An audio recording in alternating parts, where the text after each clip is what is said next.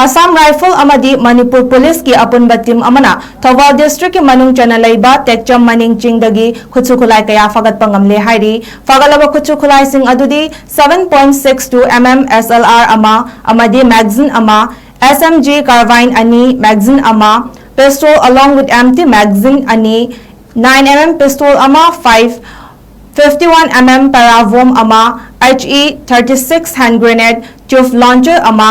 electronic detonator ani Stardyne 90 explosive weighing 125 gram mga live ammunition round taraganitoy stun grenade ama stinger grenade ama 38 mm rubber bullet ama chair smoke shell ahum dummy shell ama stun shell ama chair smoke cell soft nose ani chair smoke cell LR ama buffing set ama ni Amaramdasu Army BSF amadi Manipur Police ki apunba team na Nalon Churchanpur District tagi large heavy caliber country made mortar pompis ani number 80 grenade ani su fagat pangamle hari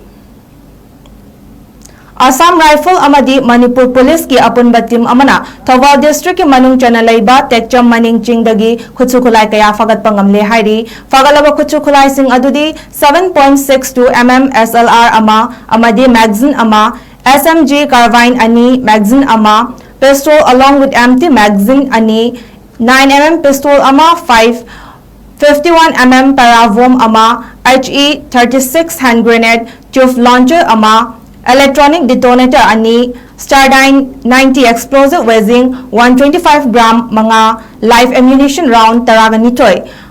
stun grenade ama stinger grenade ama 38 mm rubber bullet ama chair smoke shell ahum dummy shell ama